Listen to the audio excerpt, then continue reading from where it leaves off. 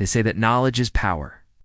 But what happens when the pursuit of knowledge violates the very core of our humanity, our very essence, our souls? This is the story of how Einstein's brain was stolen. Albert Einstein, the man whose name is synonymous with genius, died in 1955. The cause? An abdominal aortic aneurysm. He died at the Princeton Hospital, and it was at this hospital that the renowned pathologist Dr. Thomas Harvey performed the autopsy. One of the greatest scientific minds of the 20th century, reduced to 240 pieces. And get this, he kept these pieces even after he lost his job. Can you imagine anything more violating than getting a letter that contains part of someone else's brain? What kind of sick, twisted joke is that? Imagine being the new guy at the party and having to explain to your colleagues, you have 240 pieces of Einstein's brain stored in jars in your basement?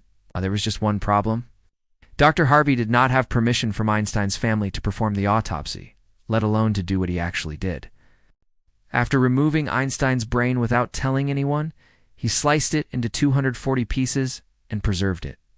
But in 2016, an MRI scan revealed that the brain in the museum was not Einstein's. We spend so much time curating our online personas.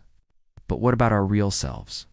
Don't we owe it to ourselves, to our loved ones, to be a little more, shall we say, mindful of what happens to our physical remains after we're gone? So where is it now? That's a mystery in itself. He showed us that the universe is not static, that it is expanding. His contributions to science are monumental. The man who taught us that imagination is more important than knowledge, that the only source of knowledge is experience, that we should question everything. His own experiences, his last moments were violated. This is the story of the brain thief of Einstein. It's a violation of the deepest human instinct, the fear of being violated, of having one's boundaries transgressed. It doesn't matter that he's dead. Violation matters. It wasn't until decades later that studies suggested that Einstein's brain had some anatomical differences that could hold the key to understanding his genius. But even these results are highly disputed. When we die, we don't just lose our consciousness, we lose our sense of self, of who we are. When someone violates that self, even after we're gone, it's deeply disturbing. You heard that right. This is a line that should never be crossed, ever.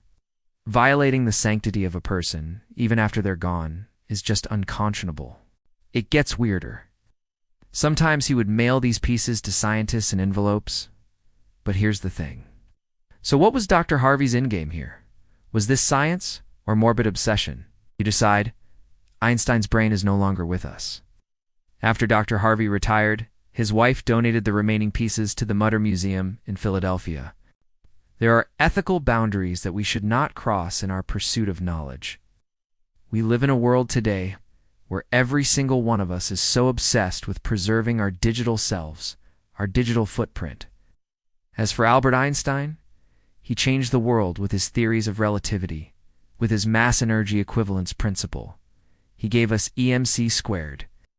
But now a part of him is literally stolen. I know this might sound like an overreaction, but it's not. Think about it.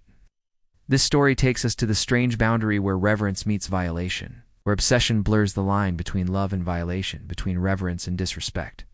If you enjoyed this episode, we've got plenty more of such riveting stories for you. So don't forget to subscribe to the channel and hit the bell icon. And if you have a story that you think we should cover, send us a message. Until next time.